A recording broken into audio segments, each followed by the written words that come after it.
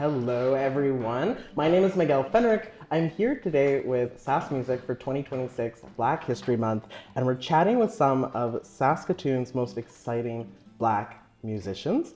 And today we are here with Fiyin. Thank you so much for joining us today. Thanks for having me. Oh, amazing. Like I said, I was going through the information on your website, and I've seen very clearly, I think, that faith is tied to almost every element of your life, like your family, your childhood, your identity, right? And so, what does faith mean to you, though? Yeah. Oh, wow. It's like not even like a music question. It's a really good question. Yeah, I think faith for me is just like how I live my life. So I always felt like for me, it was like an actual relationship with God, and then how I treat people around me is based on the love I feel from that. And then I also write my songs from that very real place as well. For me, it was never just something static. It was something that actually affects my life and going through the ups and downs of life, going through struggles, that just being honest in my lyrics about that. So I always felt like it was just one of my most honest points of sharing, because it was such a grounding relationship for me to navigate this world that we are in, for sure. No, and that's totally, but so it's always been a part of you then in that way. Yeah. And because on your website, again, it mentions that your name means give praise to God, right? Yeah, literally, quite literally. Amazing. Yeah. Very like on the nose. I love it. Yeah. But it says you've been doing that since the age of 2, because it's always been there. But I want to know, like, put me in your shoes at 2. How does that come to be? Yeah, for sure. So my name, for those of you who aren't Nigerian, it's like a whole sentence in like a name. So yeah, my dad gave me that name, give praise to God, which kind of ended up, I guess, foreshadowing a lot of my life in some ways. And then my parents raised me on this like gospel music. They used to play like a lot of Ron Canali videos for me when I was little, and it would just be like this live, like jamming bands, like big band situation. Saxophone players, trumpet players, bass players, just having a lot of fun on stage. And I would watch that like every day as a toddler. So I wasn't really watching a lot of kids shows. I was actually watching like real musicians. It was a little different. And those songs stuck with me. And then throughout my life, just any time I was exposed to, especially like the funkier side of music, that really gravitated towards me.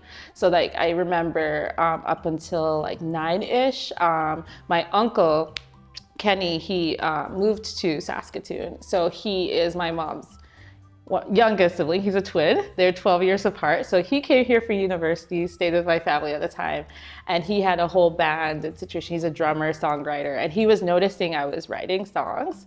And he also like introduced me to like other artists like Kirk Franklin, Mary, like just those records. And that really kind of that fun, like again, funky sounding music really stayed with me. So I was like, oh yeah, if I'm gonna write music, it's gonna be more like this.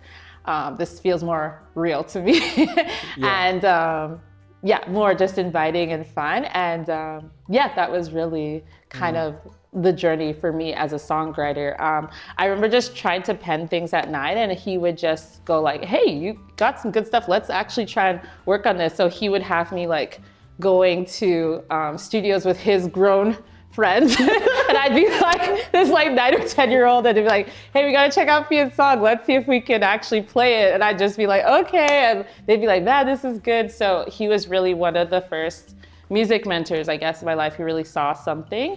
And then, I think I had like a pretty like windy music journey otherwise, because aside from that, and like I had experience with choirs, so I'd be like gospel choirs, then especially at church I'd be in gospel choir.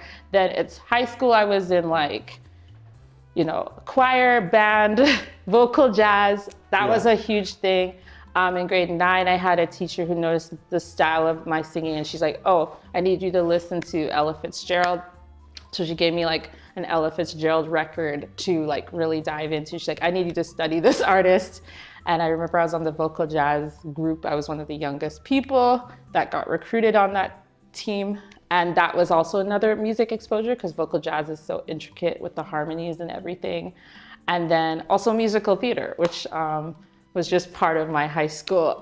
I went to St. Joe's, so musical theater was a huge part of that high school. Yeah. And I actually ended up going to Canadian College of Performing Arts for 2 years as well, which was like a fully musical theater program. And I think in that, I just got exposed to arts in so many angles. Going through that though, I did realize I don't think I'm a musical theater performer. I think I'm more of an artist.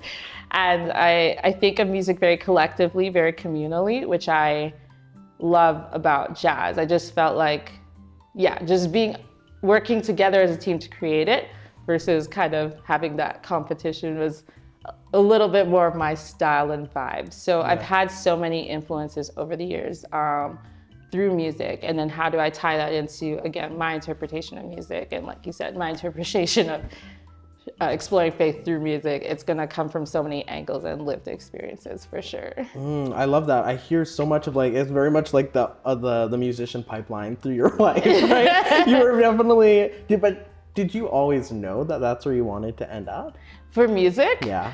No, like the funny thing is, if you asked me when I was like 7 or 8, I'd be like, my dream is to be a gymnast. Like, that was actually it. Yeah. And I was like, I'm gonna go to the Olympics and I'm gonna be like gymnastics. And I was like hyper focused on that. And that's why it's funny now seeing Simone Biles and all these people like, that was gonna be me. But I remember I got to take it pretty late. And then they're like, yeah, you're 12, you're already a little old for this. So, and then I was like, okay, you know what? Maybe I'll look at my other giftings. And I'm like, I do have this music thing. And then obviously now I think it makes the most sense for me. Another thing music has also been is like an outlet. It's been very like therapeutic. It's been a way to process emotions that were hard for me to process, especially when I was younger and pre-therapy, right? It was kind of like my personal therapy. Love it. Of just be like, oh, I'm having this hard feeling. Let me write a song about it. Let me like express and like work through it. So it's been such a gift to my life. And then when I get to share it with others, it's been a while to see how they interpret it too, especially the original songs. That people are like, oh, that really like got me, or I really love that. Or so there's the joy, there's the sadness, there's like all the things in between and how people are connecting with that. It's really, it's really interesting to me. Yeah, how communal it can really be. Yeah, and because you mentioned community, and you had your first debut full performance at the Nutrient Stage at Sask Jazz, like formerly the Sask Saskatchewan Jazz Festival back in 2018, right? Yeah. And I want to know, because it's one of arguably the premier music festivals in Saskatchewan. Put us in your shoes at that time. Like, you know, you've spent your whole childhood and your youth building up to this. Yeah. What are you thinking and what are you feeling before you take the stage? Yeah, that was a pretty wild experience, to be honest, because I had, so when I came back and did university here, I did my major in marketing, my minor in jazz music, and I was singing with the U of S Jazz Band. So I would always be singing with them and Dean McNeil, who I'm still pretty close to now, the only jazz prof there. And then what I noticed was, I started just having these small pockets of exposure to jazz festival because of that. So I'd maybe sing a song or two with that band, or maybe Dave Nelson, his band would go want me to sing a song or two, or another artist. So when I finally, I think around the time I graduated, I was like, oh, let me just apply with myself and see what happens. And honestly, that's what happened. And I didn't know I would get in like that. And back then the free stage used to be in Friendship Park. And so it was like a whole stage. And I was like, man, I hope people show up. And and it was like a decent turnout too. And all sorts of people came. And that was special too, because at the time, the band I had assembled, who I play with a lot of them today, actually. So I'm very close to them. It's like Udoka, we got David. I used to play with Josiah, and now he's got a drum school, so he's like teaching so many students. But he taught my now drummer Yadak, and then who else? His brother Sam Gibson, who plays guitar.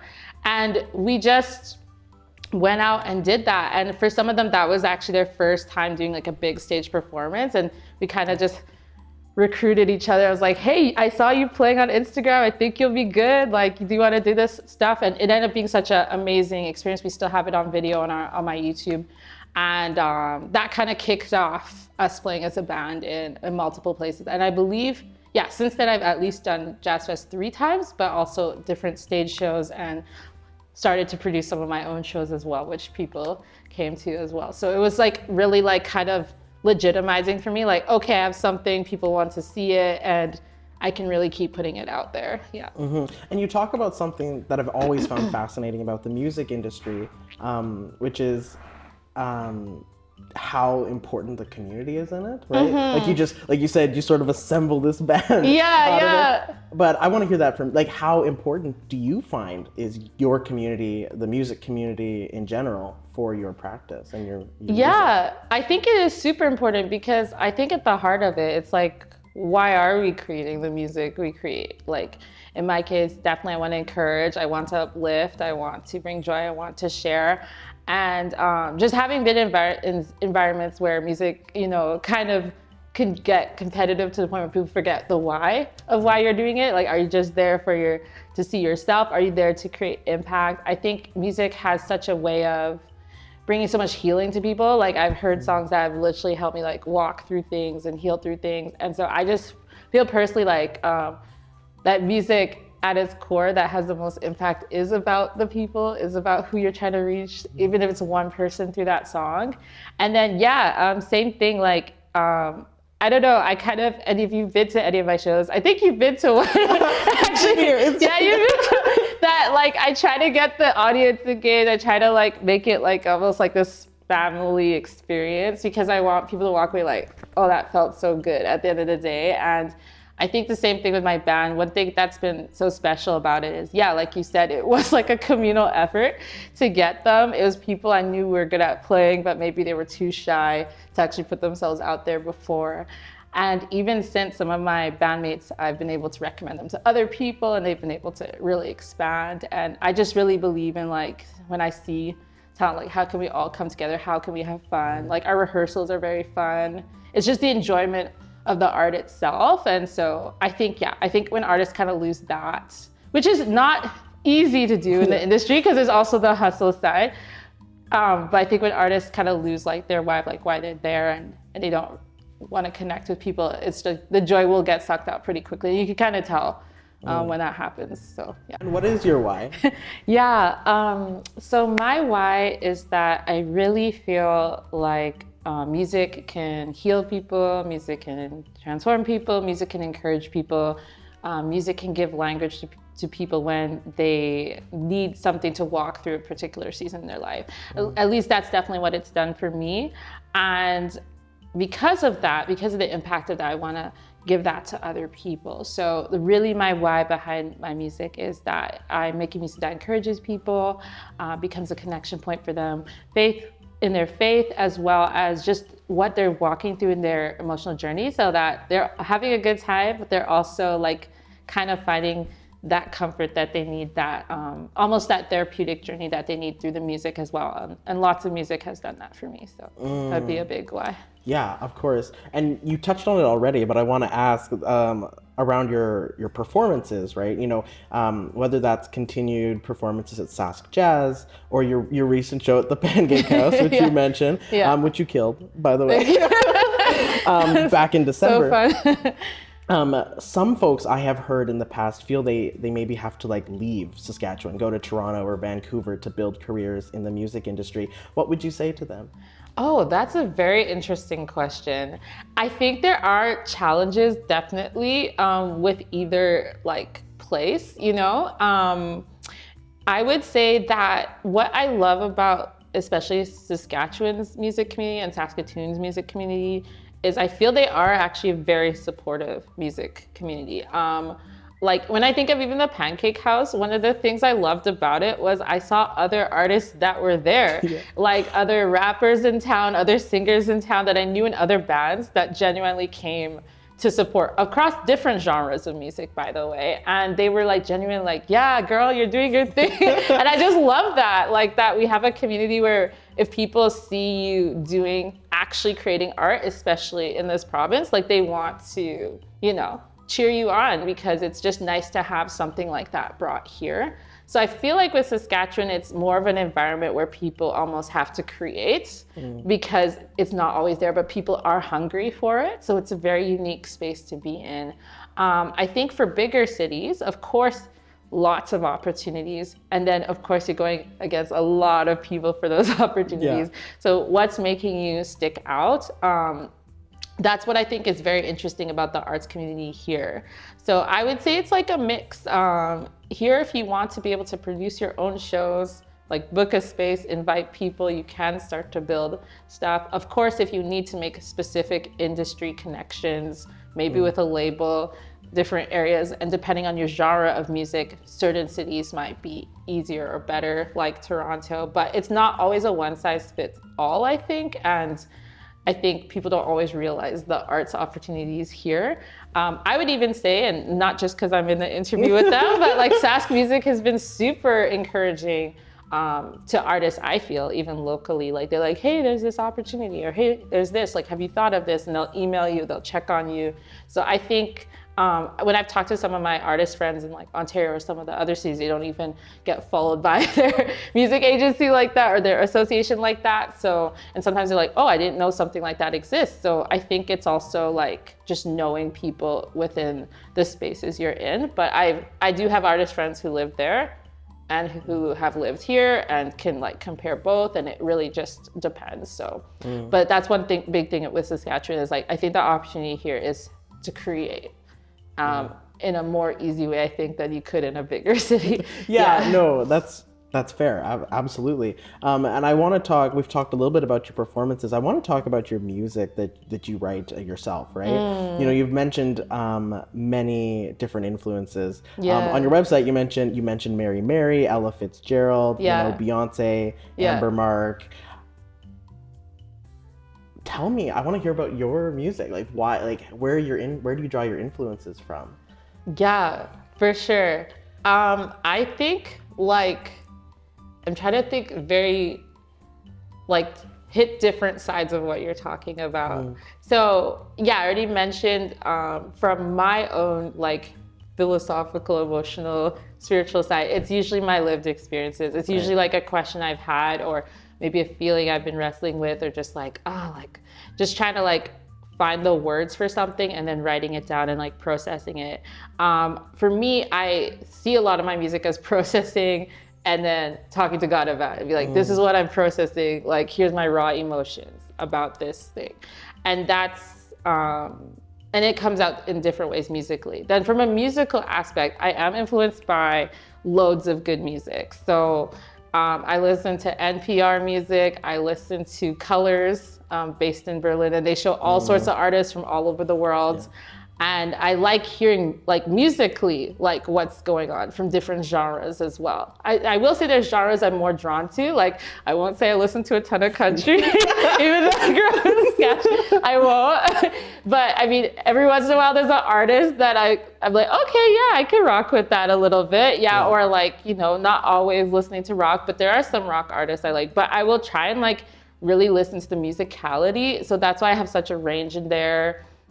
Like Amber Mark, for example, isn't necessarily a gospel artist, but like she really sings through like emotions, and like some of her songs really hit like from a lyrical perspective, but she also tries really cool things with her sound. So I really like hearing artists that are also, I guess not as commercial, like kind of underground, who very experiment with their music. I love Tom Midge, FKJ as well, because they really produce, and I just love hearing the creativity brought out in music. So I think I also try to bring that to the genre as well, to kind of expand the genre. So that's why I kind of put like a gospel, jazz, neo soul, because I feel like these are like cool sounds that can also be in my genre of music as well. And we obviously have to acknowledge that it's Black History Month. And so what does it mean for you to be a Black musician in Saskatchewan? Yeah, I think it's exactly that. Like, I think it's cool to have a presence here and be like, there is a story here. There is, you know, people who listen to like these sounds. I think even when I talk to my friends in other provinces, when they think of Saskatchewan, they do think purely like, you know, country artists or rock artists, or white even, right? And not there's anything wrong with being white, but one of the funny things I remember meeting people in an Explore program for French in Quebec and saying like, I'm from Saskatchewan, and it was all these Black girls from Toronto. They're like, oh my gosh, are you okay? They're like, they were genuinely concerned. That was their reaction. And they're like, oh my gosh, are there any Black people out there? Like, are you okay? And it was just like this kind of like interesting interpretation of what the province looks like, yet there is like a bunch of us here, right? And those stories aren't always seen or told or shared. So I think being a Black artist and doing what I do kind of gives visibility to like, oh yeah, these people exist in this province, you know? And I've been told many times on the plane, I don't look like I'm from this province. I look like I'm either from Calgary or Toronto, or you know, some people thought I was from New York, and it's like, actually, like there are people here, but people haven't seen that, or maybe it hasn't been showcased enough for them to realize there is like such a, even Saskatoon has such an urban music culture going on here, urban dance even, right? Like hip hop dance, like there's so much coming out of here. So I think it's really interesting people's stereotypes about the place, and it just needs more narratives to feed that, I think. I get the New York vibes. You give. Okay. I've never been, but It's the style. It's the style. But visibility is important, right? For younger artists and for emerging folk. What would you say to them who perhaps are looking up to you? Oh, well, first of all, if I found out the younger artists were looking up to, I'd be very flattered, to be honest. And I'd be very honored just because I didn't see a lot of that, you know? Like when you're talking about Jazz Fest, when I think about it, even growing up here, I didn't really go to Jazz Fest a lot as a kid. I got more involved as an adult, started volunteering. And I don't think I remember, aside from the guest artists they would bring in, like Macy Gray and all that, I don't remember seeing a lot of local Black artists like on stage. So I think that visibility is important, and to tell them like, just keep putting yourself in those spaces and believe that you're meant to be there, and connect with the community and people who want to push you in those spaces as well. That's definitely what I would tell them. But definitely if it helps them in any way, I'd be honored to be part of that journey. And you have all this momentum. You've done so many wonderful things as a musician and as an artist in Saskatoon. What is next, do you think? Yeah, that's a good question. I've been trying to actually apply for other jazz festivals, even beyond the province. And then even in other parts of the world. So hopefully those go through. I'm waiting to hear back. But I'd really like to keep producing music, and expanding where I perform, especially because I have such a unique genre, being like gospel jazz. Jazz is already quite niche, so I try to find those other avenues where I can really showcase that. Amazing. And in the last couple of minutes, what are some closing thoughts or comments that maybe I missed, or something do you want to share with the audience that is listening in? Just grateful to you guys, Sask Music, for hosting this. I think it's really awesome that you're giving platform to Black artists in our province, and even getting to see the actual evidence, intention of putting us all together, and even with the staff. I think it's really important. I've seen a lot of effort even in this province to really showcase our community, and it's not taken lightly. Like, we are really grateful for that. So we know that we'll just keep going, and really honored to be here. So I appreciate you so much. This has been wonderful. We're joined here today with Fiyin as Sask Music celebrates Black History Month 2026 with conversations with some exceptional Saskatoon musicians. To learn more about the support that Sask Music offers across the province, you can visit their website at www.saskmusic.org. Thank you so much, Fiyin. Thank you.